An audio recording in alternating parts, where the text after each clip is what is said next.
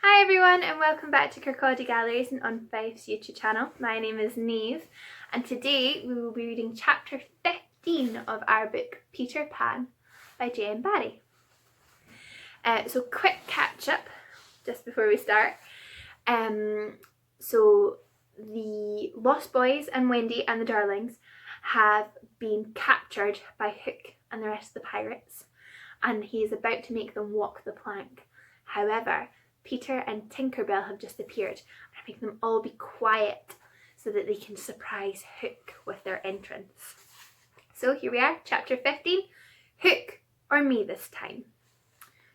Odd things happen to all of us on our way through life without our noticing for a time that they have happened. Thus, to take an instance, we suddenly discover that we have been deaf in 1 year, for we don't know how long, but say half an hour. Now such an experience had come that night to Peter. When last we saw him, he was stealing across the island with one finger to his lips and his dagger at the ready. He had seen the crocodile pass by without noticing anything peculiar about it, but by and by he remembered that it had not been ticking. At first he thought this eerie, but soon he concluded rightly that the clock had run down.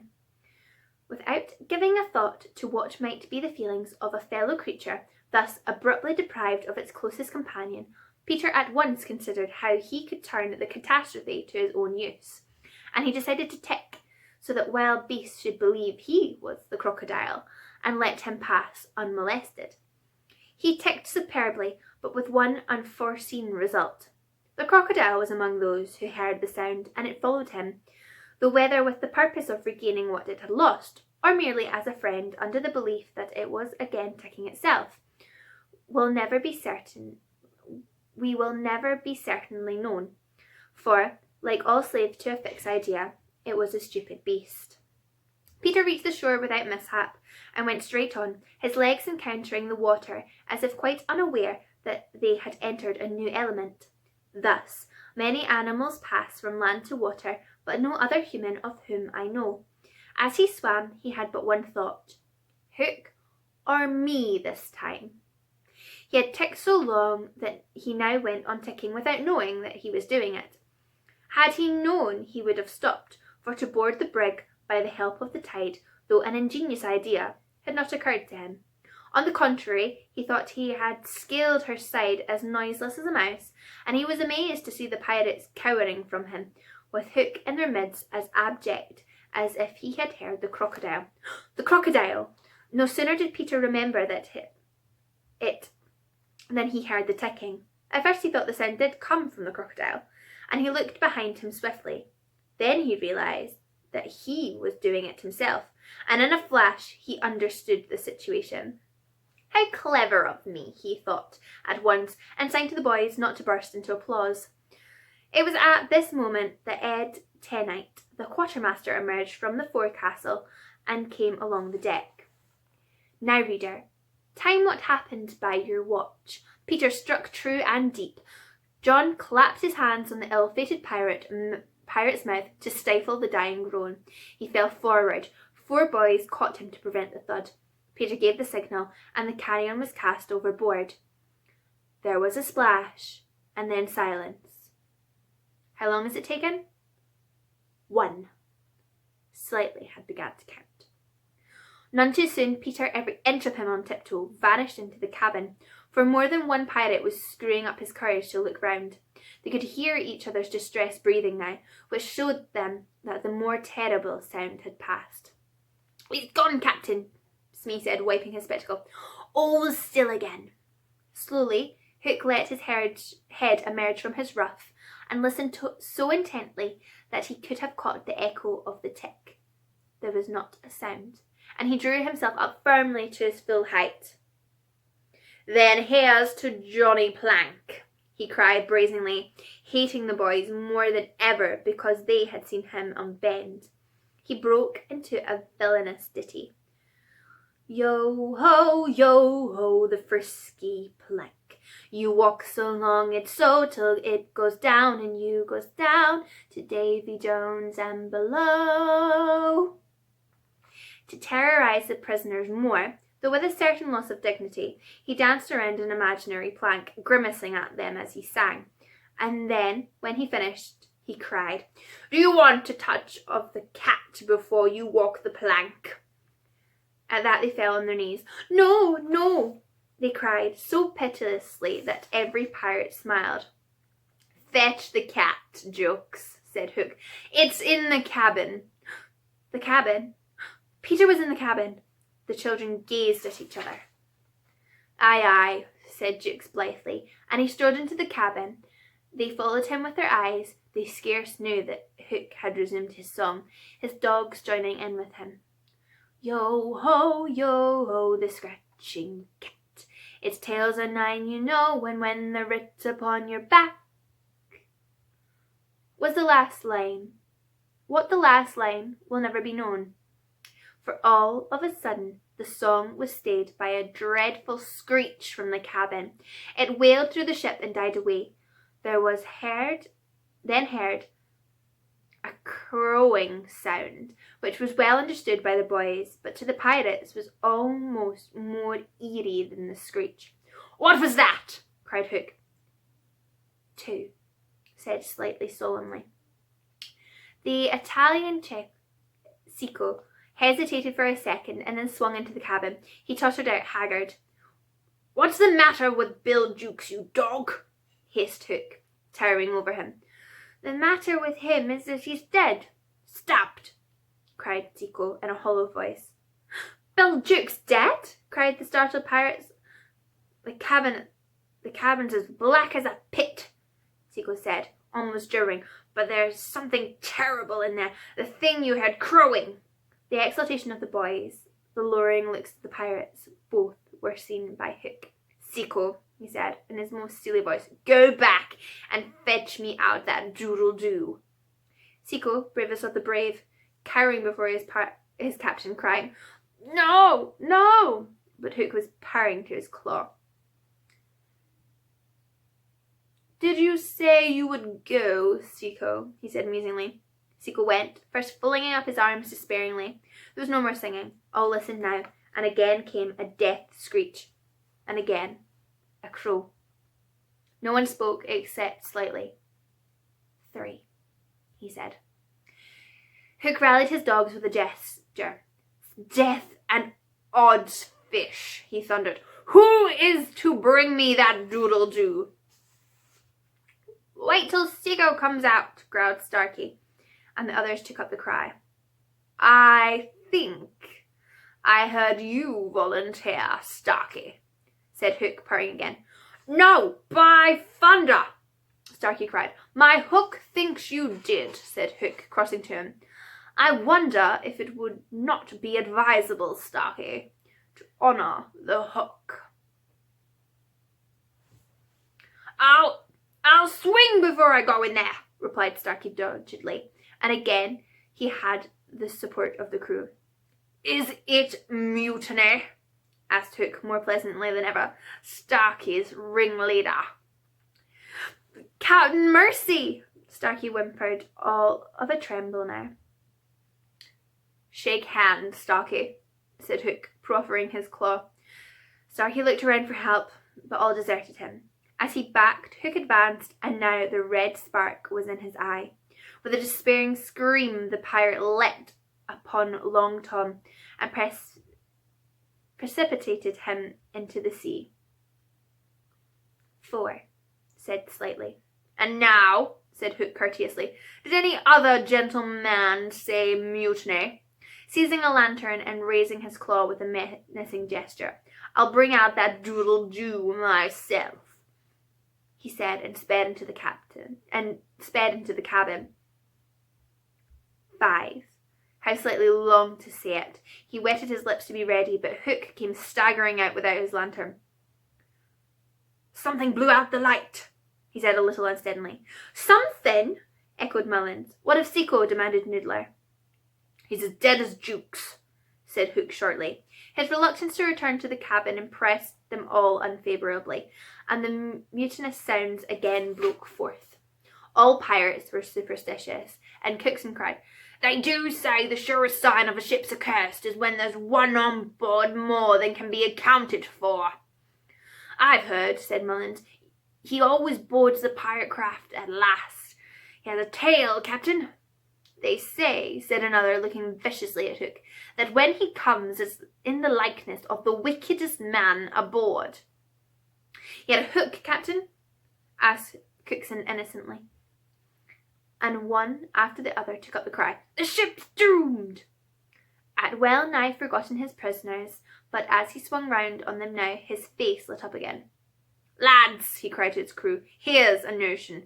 Open the cabin door and drive them in. Let them fight the doodle-doo for their lives. If they kill him, we're so much the better. If he kills them, we're none the worse.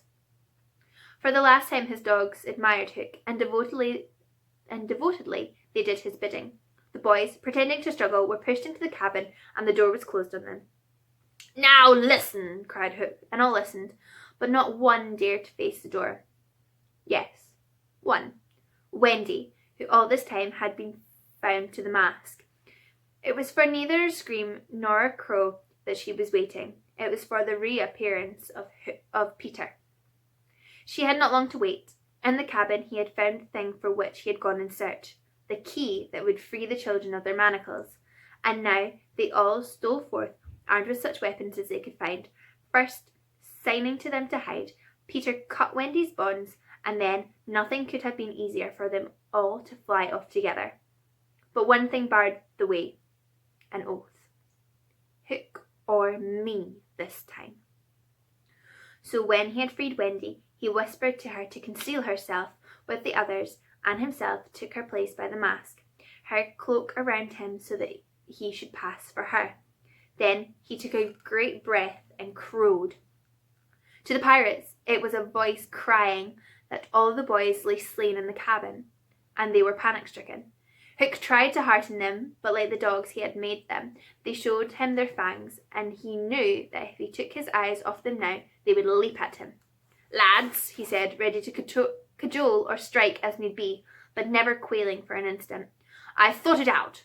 There's a Jonah aboard. Aye, they snarled. A man with a hook. No, lads, no. It's a girl. Never was luck on a pirate ship with a woman on board. We'll right the ship when she's gone. Some of them remembered that this had been a saying of Flint's. Worth trying, they said doubtfully. Fling the girl overboard, cried Hook, and they made a rush at the figure in the cloak. There's none can save you now, missy, Mullins hissed sternly. There's one, replied the figure. Who's that? Peter Pan, the Avenger, came the terrible answer, and as he spoke, Peter flung off the cloak. Then they all knew who 'twas that had been undoing them in the cabin, and twice Hook essayed to speak, and twice he failed. In that frightful moment, I think his fierce heart broke. At last he cried, Clear him to the brisket, but without conviction. Down, boys, and at him! Peter's voice rang out, and in another moment the clash of arms was resounding through the ship. Had the pirates kept together, it is certain that they would have won. But the onset came when they were all unstrung, and they ran hither and thither, striking wildly, each thinking himself the last survivor of the crew. Man to man, they were stronger, but they thought on the defensive only, which enabled the boys to hunt in pairs and choose their quarry. Some of the miscreants leapt into the sea. Others hid in dark recesses, where they were found by Slightly, who did not fight, but ran about with a lantern while he flashed in their faces, so that they were half blinded and fell an easy prey to the rocking swords of the other boys. There was little sound to be heard but the clang of weapons, an occasional screech or splash, and Slightly monotonously counting 5, 6, 7, 8, 9, 10, 11. I think all were gone when a group of savage boys surrounded Hook, who seemed to have a charmed life, as he kept them at bay in that circle of fire they had done for his dogs. But this man alone seemed to be a match for them all. Again and again they closed upon him, and again he hewed a clear space.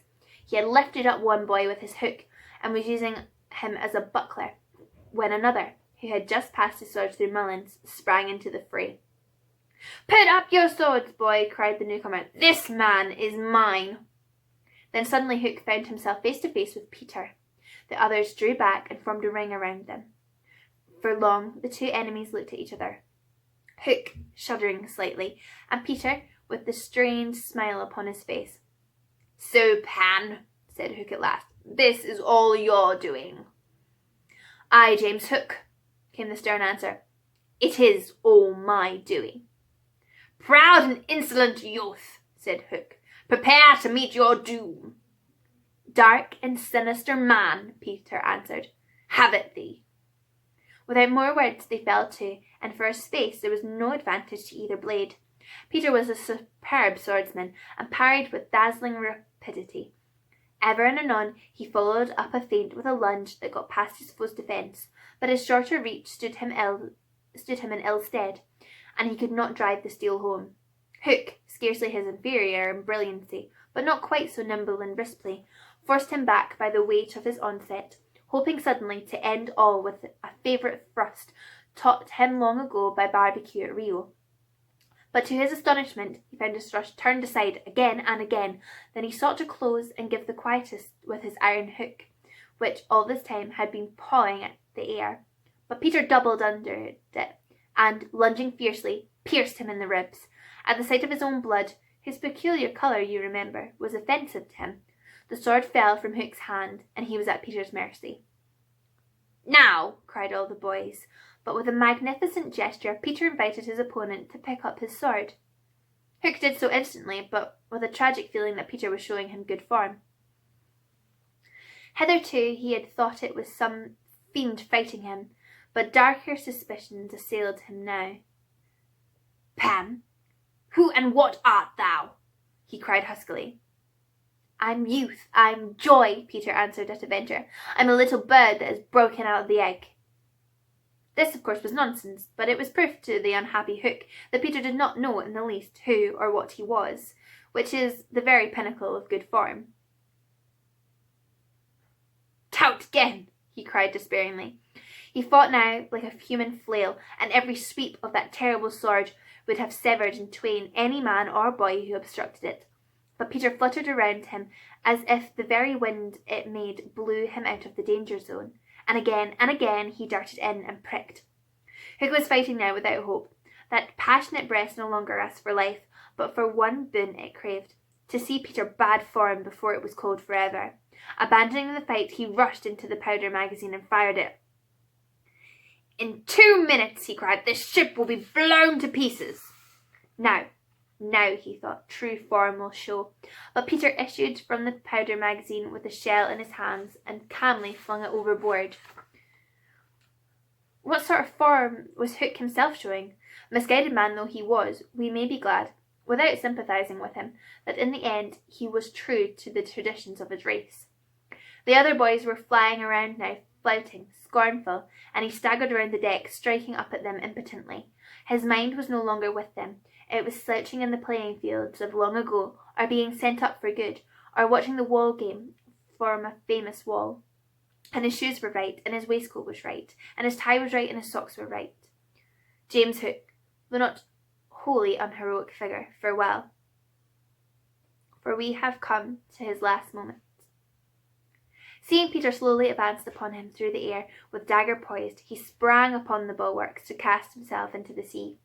He did not know that the crocodile was waiting for him, for we purposefully stopped the clock that this knowledge might have spared him a little mark of respect from us at the end. We have one last triumph, which I think we need not grudge him. And as he stood on the bulwark, looking over his shoulder at Peter, gliding through the air, he invited him with a gesture to use his foot. It made Peter kick instead of stab. At last, Hook had got the boon for which he craved. "Bad form," he cried jeeringly, and went content to the crocodile. Thus perished James Hook. 17, slightly sang out, but he was not quite correct in his figures. 15 paid the penalty for their crimes that night, but 2 reached the shore. Starkey, to be captured by the Redskins, who made him nurse for all their papooses, a melancholy come-down for a pirate, and Smee, who henceforth wandered about the world in his spectacles, making a precarious living by saying he was the only man that James Hook had feared. Wendy, of course, had stood by, taking no part in the fight, though watching Peter with glistening eyes. But now that all was over, she became prominent again. She praised them equally and shuddered delightfully when Michael showed her the place where he had killed one. And then she took them into Hook's cabin and pointed to his watch, which was hanging on a nail. It said 1:30. The lateness of the hour was almost the biggest thing of all. She got them to bed in the pirates' bunks pretty quickly, you may be sure, all but Peter, who strutted up and down on the deck until, at last, he fell asleep by the side of Long Tom. He had one of his dreams that night, and cried in his sleep for a long time, and Wendy held him tight. There we go. That is the end of chapter 15. I hope I'll see you guys all again soon. Bye-bye.